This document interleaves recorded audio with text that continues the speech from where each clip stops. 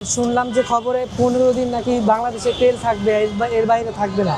এটার জন্য মনে হয় এতটা ভিড়। তো এটার জন্য ফুল করে নিতেছি, সবাই আর কি ফুল করতে আসতেছে। মধ্যপ্রাচ্য সংকটের নিমিত্তে বৈশ্বিকভাবে জ্বালানি তেলের সরবরাহ কমে গেছে। দেশেও তৈরি হয়েছে জ্বালানি তেলের সংকটের শঙ্কা। মানুষ আতঙ্কিত হয়ে ফিলিং স্টেশন থেকে অতিরিক্ত জ্বালানি তেল সংগ্রহ করায় তৈরি হয়েছে তাৎক্ষণিক কৃত্রিম সংকট। গতকালকে থেকে পাম্পের অবস্থা অনেক যানজটপূর্ণ। 200 টাকার বেশি তেল দেয় না, যদিও দেয় কোথাও 200 টাকা অ্যাভারেজ। অর্ধেক দিন লাগে তেলটা পাইতে। তেলে অনেক ম্যাক্সিমাম পাম্প বলতেছে আমাদের তেল নাই, ফিরিয়ে দিচ্ছে। আমার তো মনে হয় যে দাম বাড়ানোর জন্য হয়তো এরকম কোনো সুযোগের জন্য পাম্পগুলো এরকম ব্যবস্থা করতেছে। শুক্র ও শনিবার জ্বালানি তেলের ডিপো বন্ধ থাকায় সাময়িক অসুবিধায় পড়ে গেছে পেট্রোল পাম্পগুলো। শুক্রবারের মধ্যেই ফুরিয়ে গেছে অনেক পাম্পের তেল। রিফুয়েলিং ছাড়াই ফেরত যেতে হচ্ছে মোটরসাইকেল আরোহীদের।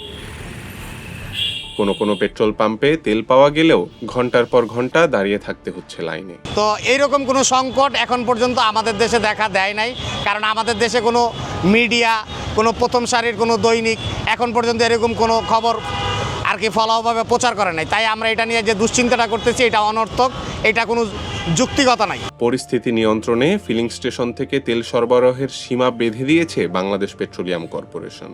পেট্রোল পাম্প থেকে বলা হচ্ছে রোববার থেকেই সংকটের আপাত নিরসন হতে যাচ্ছে। আমাদের তো তেল সচরাচর যে পরিমাণ আসে সেই পরিমাণ এখন আসতেছে না, কারণ হচ্ছে যে তেলের একটা ক্রাইসিস শুরু হয়েছে বিশ্ববাজারে।